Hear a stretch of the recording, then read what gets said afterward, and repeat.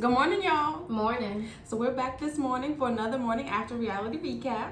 I'm Jasmine. I'm Jalen. And so we have just watched season 5, episode 9 of Real Housewives of Potomac. Before we get into the episode, let's just shout out our few more subscribers. Thank y'all. How y'all doing? You know, we got a few comments too. We appreciate that. You didn't have to leave a comment. You didn't have to push the subscribe button, but you did. And we want to acknowledge that. I think we're up to about 8 subscribers now. You know, they had a celebration for 50,000. We got 8. Okay, so back to the episode. There's a lot to uncover here. A lot I want to get into. So let's get it started. So the episode opens up where we left off with this fight that has just ensued. I had to rewind this scene about 3 or 4 times. Okay. I wanted to try and dissect what happened first, next, all of that. I was just irritated the whole time, but go ahead. I do want to say that Candiace did not appear to be coming for a fight, trying to fight. She was talking big mess, but she was not trying to have an altercation. Right. But even when she was talking, it wasn't that serious. But yeah, because like all in the same breath, she was still saying, "I still love Monique," you know. And she wasn't because trying. she fake sleep. So, but go ahead. So remember, we see the hair flips. You know, we do see Candiace's hand kind of going over. I feel like probably to do another a hair flip to her. That's what she was doing. Excuse me, y'all. And that's when Monique pulls her hair. Right. Bah! Bah!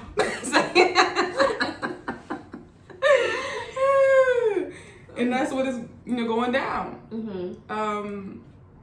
I guess we want to take it step by step. So in this moment, this is what we see, okay? Right. Everybody rushes over. They're trying to break it up. Monique is holding on. I'm irritated. I was so irritated. I did notice she had a little blood right there when that was going on. I didn't notice. I didn't tell the producer that, but okay. But yeah, she's not trying to let go. They finally get them apart. Let me just do Candiace real quick. Cause I got a little prop here. Look, Candiace. Is my wig on? And something like I might have been Karen. Yeah. Before we move on a little further, let's hear why this was irritating you. Because it wasn't fair. Like, I feel like Monique probably even saw this as a win in the end just because Candiace couldn't do nothing. But it wasn't because Candiace couldn't do nothing. She was halfway crooked across the table with her hair being done. I just wasn't fair. The whole time Monique was holding on to her, I was just livid. I was so irritated. Like, do something. Don't be like... But I feel like she was so, Candiace tried. She tried. I did see her arm come over a couple times. But in that position, I knew it just looked like, ooh, I would just be so irritated. And especially when the people came too. Yes. And the fact that when the people came, Monique was like clearly she was steady to kill this girl. Like she. Yeah, so let's get into that part. So they eventually break them apart. They bring Monique to the little hallway by herself with the producer, to whom she's still trying to act like she was asking for it. Like the producer's really on her side. Like, yeah, you did that, girl. So Candiace is over here with the ladies trying to gather herself. Hold on. Go ahead. Only because it was funny when they go back to Candiace over there. And Candiace is like, I'm fine. And Karen was like, girl, your wig is for the not in front of the cameras. Oh, she did say that? Yeah. I missed that. She was like trying to fix. This is like when they were already saw Monique in the back. Oh, But dang. it was just funny how Karen was trying to hide her from the camera so she could fix her wig. Because it was all over. Time. You hear Robin saying that this is all Monique's fault. No. Let me stop lying. That's right, huh? She said she got a problem. And so Karen is like, you can't do that. This is on both of them. So I see Karen, she in the middle because she likes both of the ladies. Right. She don't want to be. I feel like she just doesn't want to be in it. It's her friends. And she making it clear she's not taking the side. So while she is helping Candiace with her wig, she's still trying to go see what's going on with Monique and make sure she's okay. Respect. But Robin was full blown. This is Monique. Yeah, Robin and Gizelle both made it clear the fault is on Monique for this. But I agree. Monique is at fault, if you ask me. But I do see, yes, if I was their friend or supposed to be friends, then yes, I would not have really chosen sides so fast. Especially it all just happened, I guess. But yes, I don't know. That I agree. Yeah. Monique is at fault. Yeah, she did. Take it to that next level. Because it wasn't even, go ahead. It just wasn't necessary. Candiace did not say nothing that bad. But clearly she's been had it out for her. She's been waiting for it. And so, while Monique is off to the side in that room, we see she's still down to fight. Still not letting it go.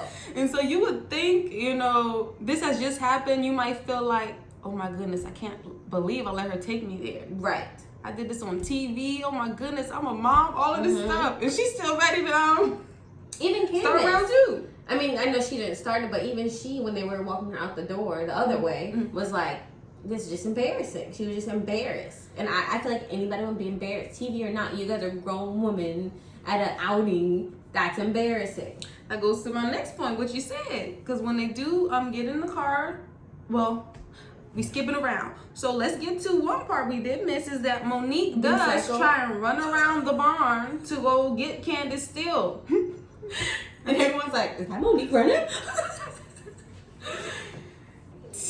The most. Like, why aren't you calm? It wasn't even that serious. Why haven't you calmed down yet? She was even, trying to get out the door with the producer. She said, I'm going to go around you. And walk down the steps. It's just. And so Candiace had left at that point, right? So Candiace gets in the car. She calls her boo. And then let's talk about that conversation real quick. And so, she has the attitude of, like, this is embarrassing. Like, she tried to fight me. Right. This is just embarrassing. She's not trying to do this. That's her attitude, right? So before we get to Monique calling the car, I think it's important to note that she tells Ashley, because Ashley missed all of this now. She tells Ashley that Monique threw the glass, which is why she did what she did. Candiace threw the glass. Oh, Lord. Y'all know what I mean. Candiace threw the glass first. And the what do you call it? The rewind. The replay showed the truth. And even, was it Robin or Gizelle? Gizelle, and I was like, no, I think the glass just got thrown in the scuffle or the tuffle, whatever she called it. Lopsided across the table. Yeah, she got cut that way, not because she threw a glass at her. And even when she grabbed her glass was clearly still back here. She still didn't even use you didn't see her do none of this. See, that's the thing. Like, Monique, you did too much, and now you want to lie about what happened. It's like, I don't. I was irritated. That is irritating.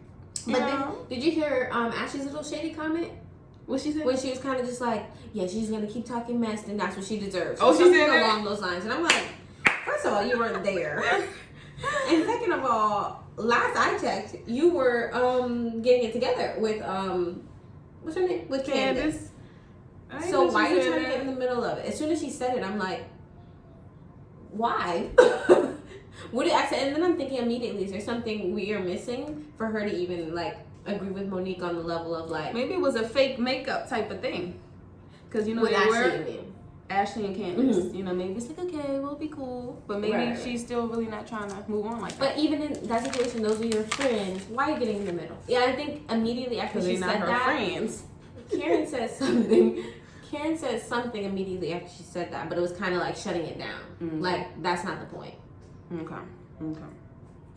So now let's go over Monique's call to Chris in the car. Her vibe is not, I can't believe I did this.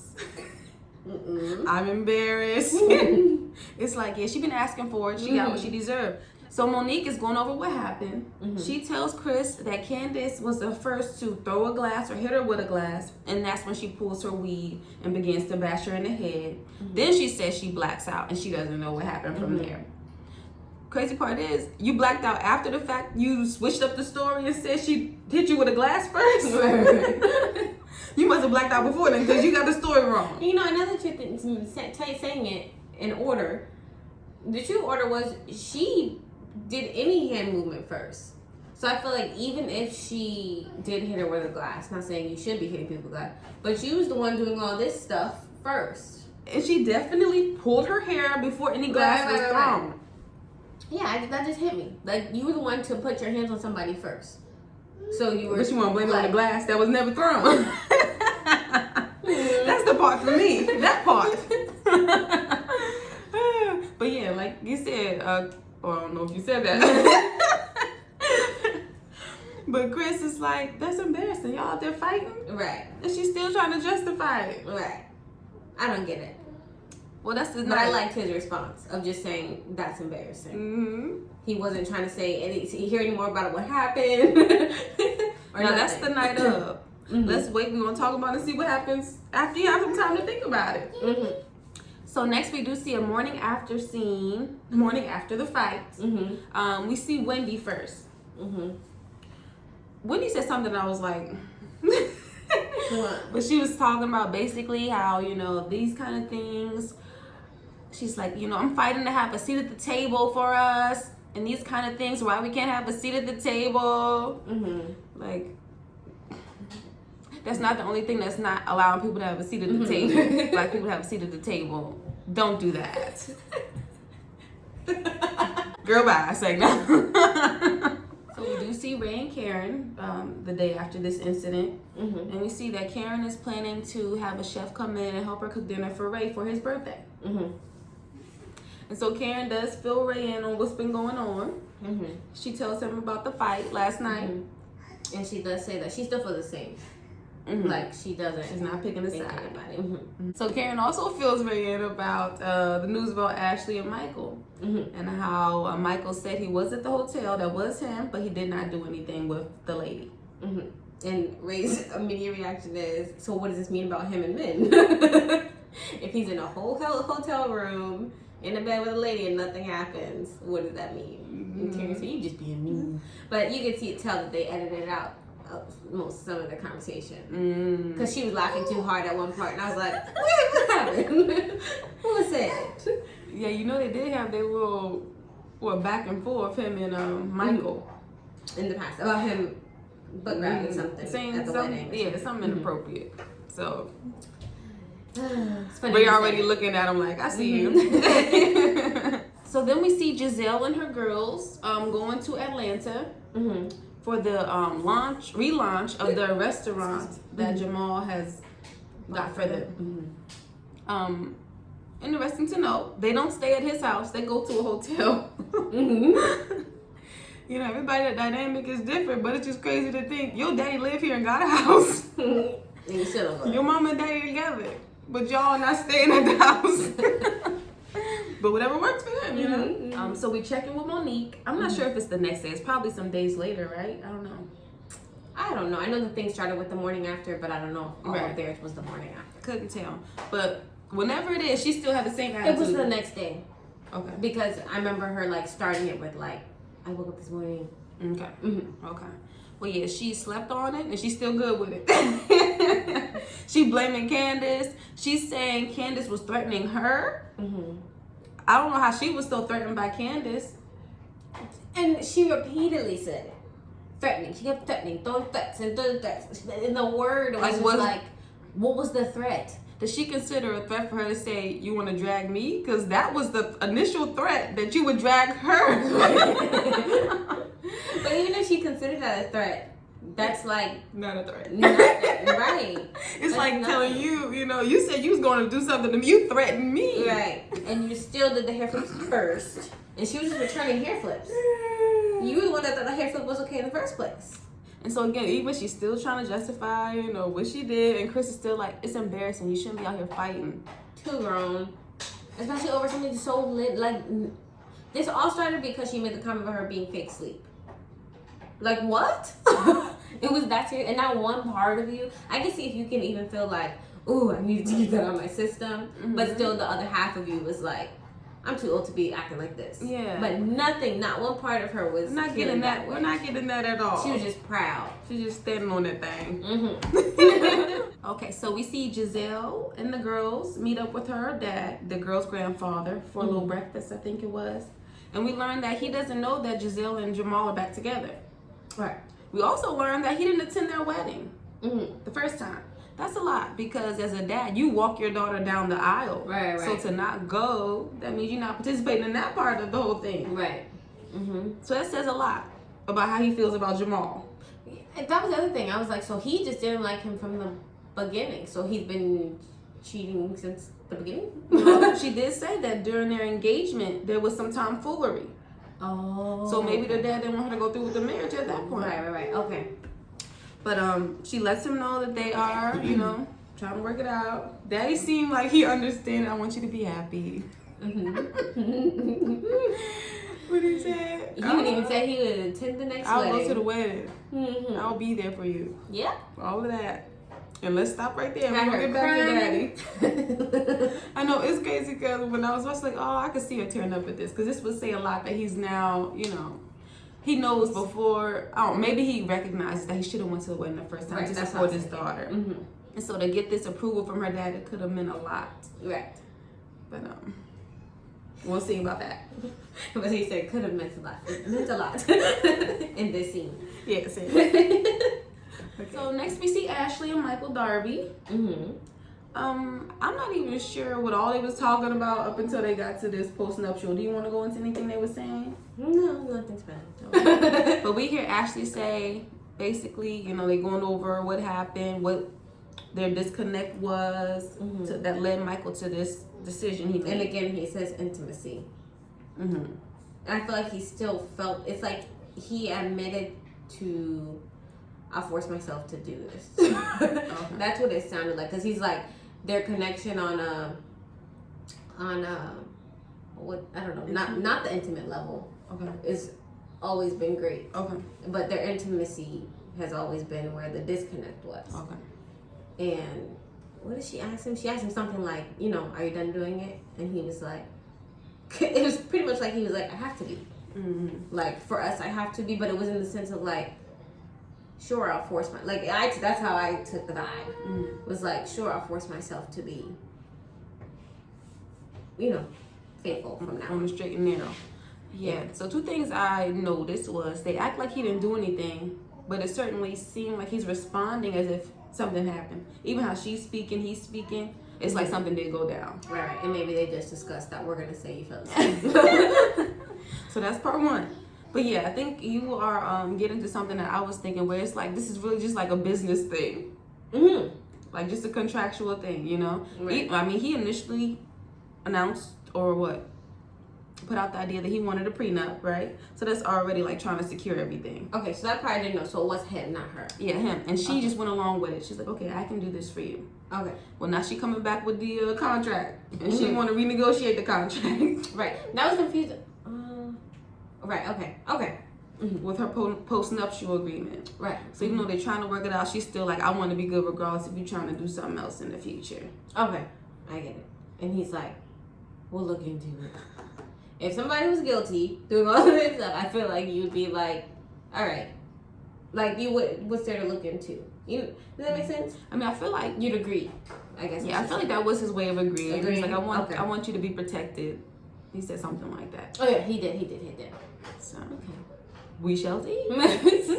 So then we get back to Ray and Karen. So they are meeting with Angela, the radio host. It's crazy. I was looking for a title like counselor, therapist. Just a radio host. But she comes to the house to get them together. Figure out what's going on. A lot was said. What stuck out most to me was that when asked, are you guys in love with each other? Karen said yes. And Ray said, I think so, right? I think I'm in love with you. I think I am, yeah. He has expressed some changes that's been taking place that's making him feel a kind of way about their relationship. But I guess that's a big difference to actually hear, like, but I might not be in love with you. Like I said, he kept her, it was honest. Yeah. But like she said, it doesn't mean it doesn't hurt. That would be hurtful to hear. Right. So, I guess, yeah. See, hearing for, I guess, however long they've been dealing with this, that, like, things are changing. I feel like that's something you can feel like you can work through more. And he was literally saying, like, you know, I was in love with you. I don't know if I am anymore. I feel like that, of course, hurts more, but it also makes you feel like, can we even work through this anymore? Yeah, it's a lot. It's a lot. And she tried to hold hers, meaning her emotions. But it was sad to hear her little mic moment. She said she can't breathe, huh? She said, I just gotta breathe. Oh, she gotta breathe. Just gotta I breathe. thought she was having trouble breathing. So she was deep breathing on purpose. Is that what it was? Yes. Okay, She was I thought trying it to was a take moment deep of breaths to calm down. I can't breathe. No. She wasn't being dramatic. I mean, not dramatic. Sometimes, like, shoot, you can heavy. have physical, you know, reactions to something. So deep. Yeah, it's like, oh, my heart beating. She's just trying to keep her composure. But that's sad. It is. After so many years. It is. So hopefully they get it together. Figure something out. Yeah, hopefully. I'm sure they do, because it seemed like they on the better end when I seen Karen on something. Oh, okay. Watch What Happens Live? I don't know. So then we get back to Gizelle's girls in Atlanta at their reopening for the restaurant. So they're hard at work, learning the ropes of this business they was thrown into. It made me think as a teenager, would I be like, you know, what the heck? I don't want this place. Right. And then I guess being thrown into the jobs of like, what? Waitress and host. It wouldn't feel very, you know, like I'm supposed to be the owner. I'm not supposed to do this. And you know, the way they are that I've seen them, I would have expected them to react different. Yeah, like they were open to working and stuff. Right. But part of me felt like maybe they feel like they had just too many people watching right now. Is that when they went back to the hotel with each other, like, guys, I don't think I want to do this. I said they didn't even wait to look at the hotel. They was at the dinner table. I'm like this. That's when they went to the bathroom. Nah, but they did it. They did it. And so we do see Pastor Jamal, Gizelle, and Grandpa at the table. And yeah, you know, it's not like a real, you know, cool vibe. But Jamal hears that the dad is supportive of their union, right? And he's like, I'm proud, I'm glad to hear that. Jamal didn't really give too much either, you know, to the dad. I would have wanted him to be, you know, more appreciative of it, because knowing he put his daughter through so much. Right. I feel like his response kind of can make him come off like jerky. I know, like cocky, like just that, like I'm glad you don't have nothing else to say after all these years of what you've done. You don't have nothing else to say to her father. And maybe that's what set Daddy off. Cause Daddy, Grandpa, I'm gonna go to the bathroom. He excused himself. He asked him to take the mic off. And then we hear his real feelings immediately. That's what I said. He didn't even give them time to take the mic off. He's like, just take the mic off, because this is ridiculous. He got 6 or 7 baby mamas. Yes. Now, early in the show, the producer asked Gizelle how many baby moms or kids he had. Kids. She said she don't want to speak on that. Right. She's not gonna speak on nothing else besides hers. Well, Papa let us know. 6 or 7. That's crazy. For a pastor, huh? He's a pastor. Yeah, I mean, I guess more. Well, it's a lot of baby mamas. I'm over here trying to rationalize it. Well, I guess they weren't together for 12 years, so you could have had a lot of kids in those 12 years. In the span, But there's a lot of baby mamas. Wait, were they together for 12 years? Or they've been separated? They've been separate. Okay. But he clearly had the issues beforehand anyway. Yes. So did he have kids while they were married? How many of them came from that? Right. And I think that was also something like in a past episode. I feel like Karen did say that. Oh, okay. But yeah, so Daddy is really not happy about their. And he was going on and on. I can't remember what he was saying. But he was going on and on. Not happy with this. No, I'm not doing this. So after Gizelle's dad lets us know how he really feels, the episode ends. Yes. And so, yeah, we gotta wait for next week to see what happens next. And if you made it this far, thank you. Hit the like button. Leave a comment. Tell us what you think, because there was a lot that happened this episode. Yes. Tell us if you're irritated with Monique. Or even if you're not, let us know why. Because, you know, we want to know. We want to hear.